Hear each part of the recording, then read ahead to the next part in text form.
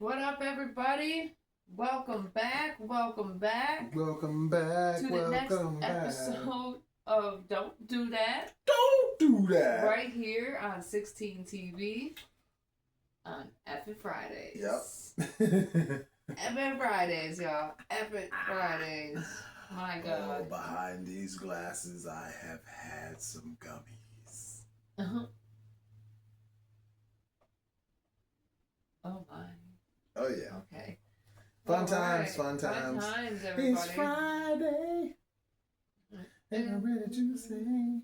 In honor of Black History Month, It's the L-I-Y-A-H. Okay. Nice. Okay. So, who ended up going? Was it me who ended up going first, or did you go first last week? I can't remember. think that. I don't know. Well, I tell you what. Let me go ahead. When the default is ladies first. Fair enough. All right. So, Megyn Kelly, Miss Trisket self. Oh my God! Doesn't know how to wash her leg. Have an ass. Talks trash about Michelle Obama and black women's hair after Michelle Obama's new book had been released, The Look. Mm. So Michelle Obama has released her new picture book, The Look, which looks back on her most iconic fashion and beauty moments in the White House and the pressures that she had to face as the first black first lady. Now, in her book, she discussed how she often felt scrutinized for her style choices and hair. She stated that she avoided wearing her natural hair, like her straightened hair or curls or her hair braided or whatnot, always straight or whatnot on her, because she didn't want to be a distraction from President Obama's work. Now, Miss Snow White, Snowflake, Snicker Licker, Trisket looking, wet, wheat thin smelling, wet dog looking, don't wash your knees, Megyn Kelly, said what she had to say on the Megyn Kelly show. What did she have to say? I want. Well, the wet dog stated that is bullshit. Black women can walk around with whatever they want. Only Michelle Obama's warped mind do white people not like them unless their hair looks like white hair. The nerve of this woman to pretend that black women are the only women who have to spend a bunch of time getting their natural hair to, quote, conform to these alleged society standards. Oh, boy. It's not a black thing. It's a human thing, and it's especially a woman thing. But she's always reducing everything to race. I've burned my hair out of high heavens with those irons because, bitch, you're not supposed to use them. They're not made for our hair like that. Are you serious? Especially your hair, Megyn. Your hair is not made for a hot iron. I get Thank you. So tired of. She's like, so the high heavens with those irons. Like, who is she fucking kidding? Everything is about poor boo fucking who, Michelle Obama, and especially when you get around the topic of race, it's non-stop. The look was released on November 4th, and it features the interviews with the hairstylist and designers who helped craft Michelle Obama's iconic public image. Because that bitch slayed. Alright, and because of this, it has started conversations on how black women are expected to bend down to what is called the Eurocentric beauty standards. Michelle Obama stated, I was mindful that I'd be subject to a different set of expectations as the first black woman to fill this role. Barack and I were being portrayed as black people who didn't understand the rules of the rarefied world we had found ourselves in and were not unequivocally welcomed to. Okay, black women have been scrutinized for everything that they do. Okay. Correct. A black woman who, excuse me when I say this, has a fat ass. Okay. And she's teaching. she gets scrutinized for the clothes that she wears because she can't help the fact that her ass is fat. Teach your kids to learn from distractions. And we mean PHAT, pretty hot and tempting, not fat as in obese. Yes, thank you. Thank you. I'm hoping that people would. Well, you know, some people don't know. But, that, you know, because, you know, y'all call y'all girls. Children. They have a fat ass. You got a fat ass. We say you got a fat ass. Children. It's different. Even. That are being expelled or suspended or forced to change their hair. And these are black children. Mm. Okay? That's what's fucked up is we shouldn't have to change. As long as we conduct ourselves like we got some sense, we shouldn't have to change how we dress or how we wear our goddamn hair. No. Our swag is different. Our style is different than y'all's.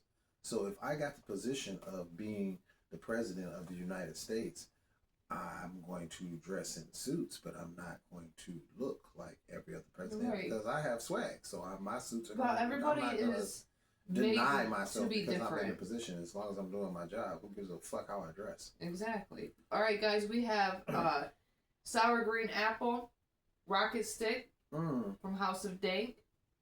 Cause I'm a rocket man. Rocket man.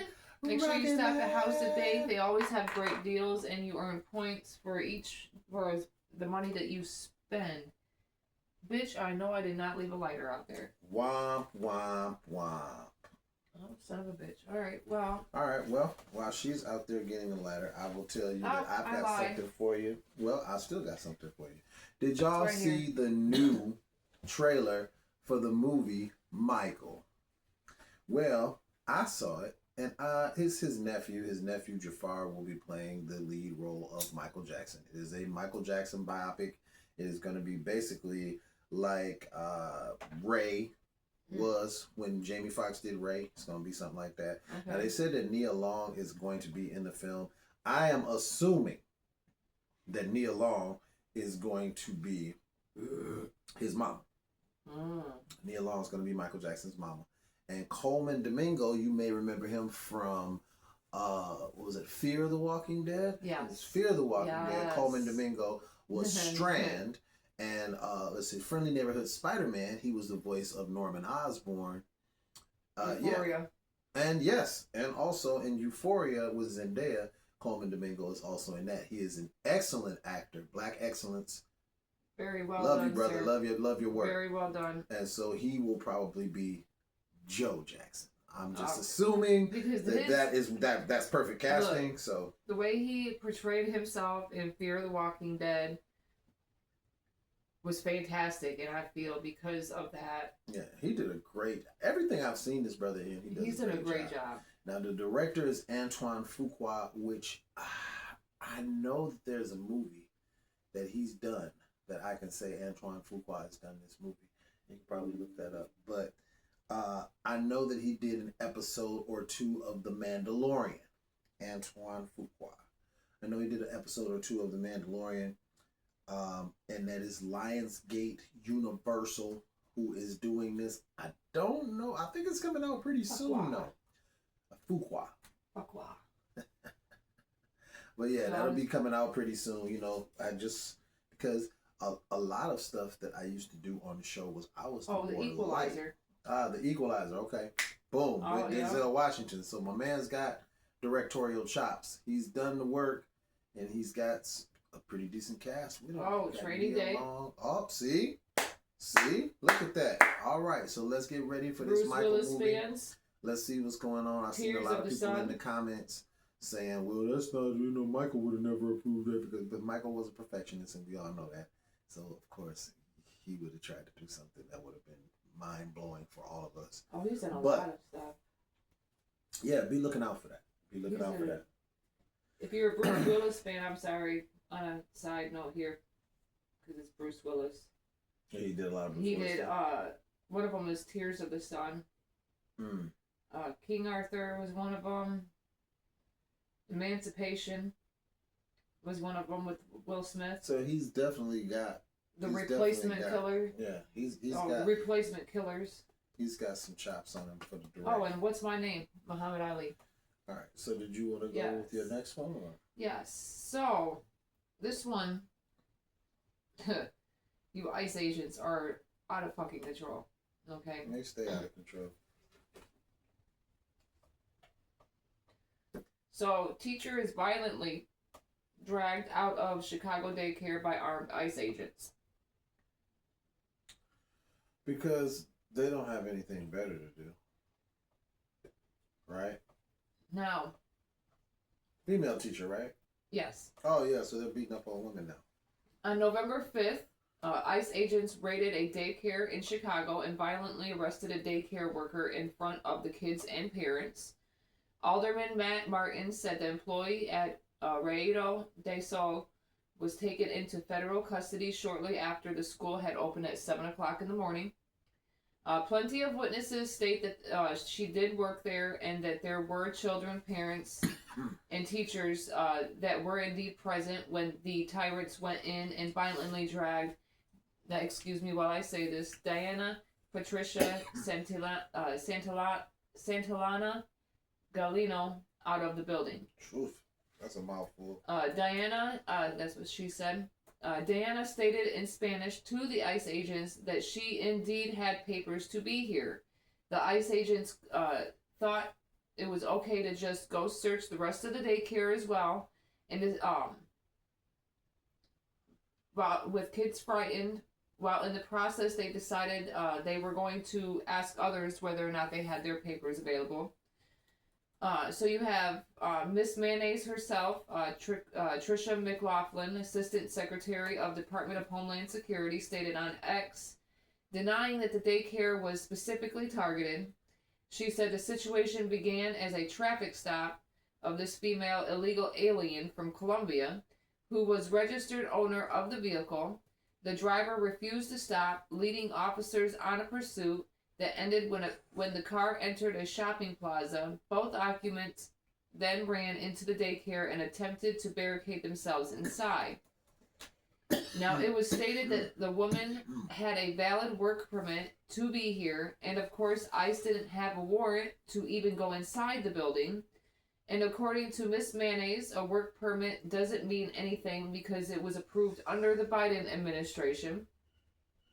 Democratic Rep Delia Ramirez stated, ICE went into other rooms asking and looking for teachers while children were present. An agency that has gone rogue, that believes that as long as they can cover their face, they can get away with anything.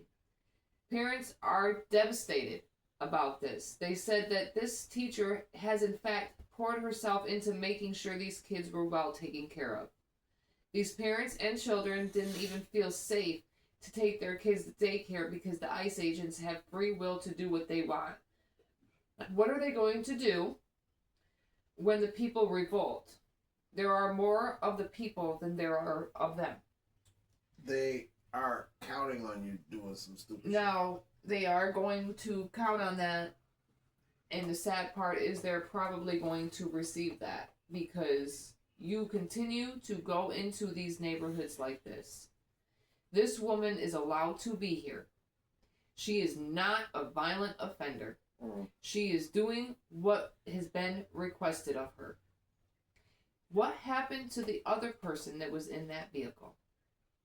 Were you chasing after the other agent and other person and decide to get you a 2-for-1? Do this stuff in front of kids and all that other good jazz and seriously just rip her out of the building. And for anybody to sit there and be like, oh, well, who's that? You know, they're teaching our kids, they got illegal aliens around our kids and all that other good jazz. Well, obviously they were taking real good care of those kids because those parents are pissed. Just because I don't like ICE doesn't mean that if they were actually legit, that I wouldn't say they were legit. They are fraudulent. They are and Proud they are Boys. Trash. They are the KKK. They are Proud care. Boys with different outfits on, given authority by Trump and his administration. Pretty simple. I'll tell you like this. You know how you don't see Batman and Bruce Wayne in the same room? Hmm. You ever seen the Proud Boys and Ice in the same room? Yeah, where have they gone to? They've been on hiatus, huh? Yeah, they have. Have they been? Just in another uniform. I'm just saying. They've been pretty quiet. That's all right. You guys will be found. Ice is doing their thing, though. Proud Boys are doing their thing. Switcheroo. Yep. The KKK is doing their thing. What else you got? Well, I'm going to say it like this. Uh-oh. Eddie Griffin, legendary comedian, Malcolm and Eddie, R.I.P. Malcolm Jamal Warner. Watched a clip with him the other day in which he said Diddy had sex with consenting adults, most of them paid a lot of the time. Ended up with 4 years, 2 months.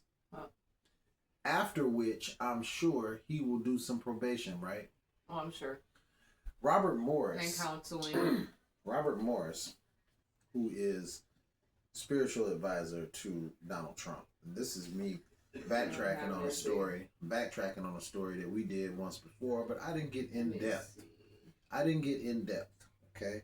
Robert Morris admitted to inappropriate sexual behavior with a child. 12-year-old girl. 4 years was the amount of time he went back and forth with this little girl. This was in the 1980s. And peep this. A right-wing mega church pastor admits to the crime, because you know they always get caught messing with some kids, right? Always getting caught, bro. Admits to the crime. Want to know how much time he gets? 6 months in the county jail.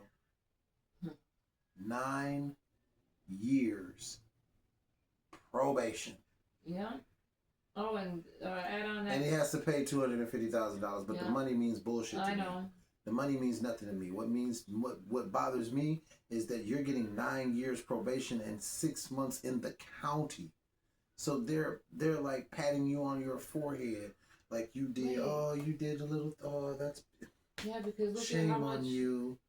And now we're gonna give you 9 years of probation where you're gonna be out and about, so you can touch some other little 12-year-old.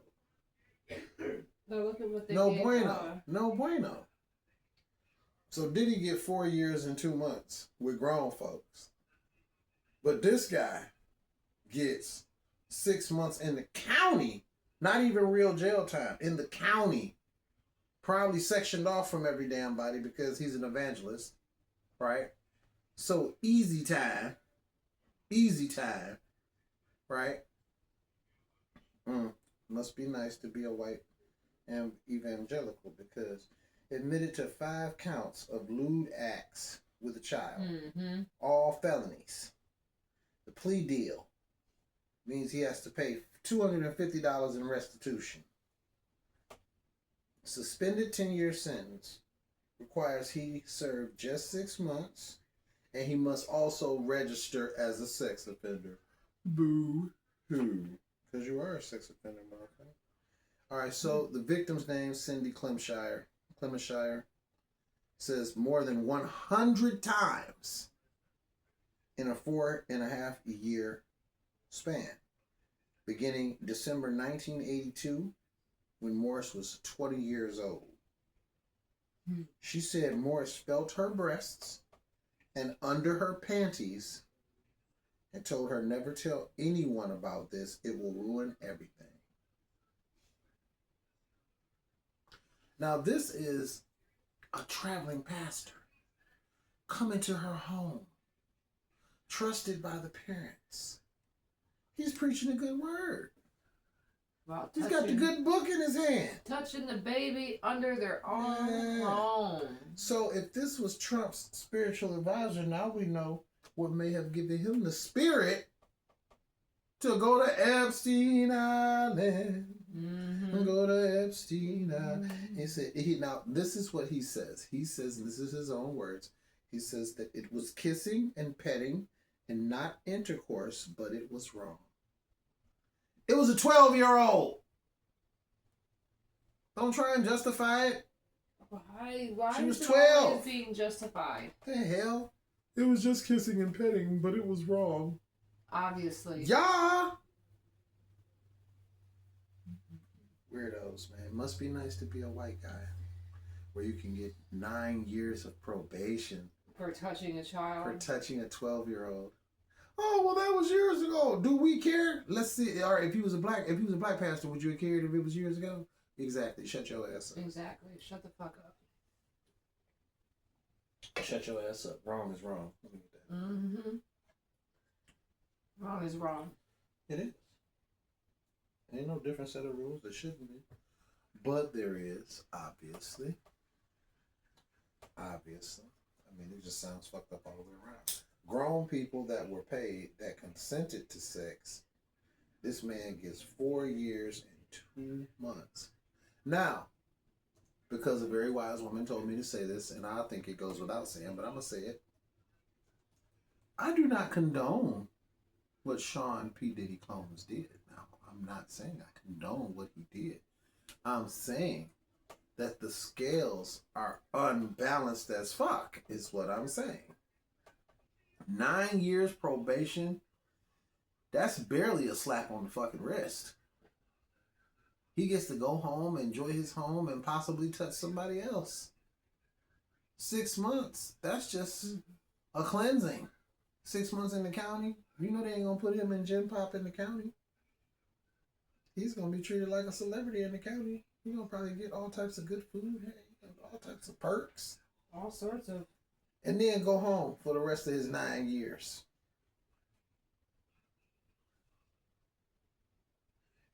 That shit ain't right, man. But No, it's not. This is what we talk about, though. How uneven that shit be. And then when y'all know y'all wrong, when y'all get to argue with me, you know the first thing they say, get over it. Because y'all don't have no rebuttal. Nothing. They just say get over it, or they talk about what I have on, or they talk about how I look. Yeah. Because they don't have a rebuttal. Nothing else.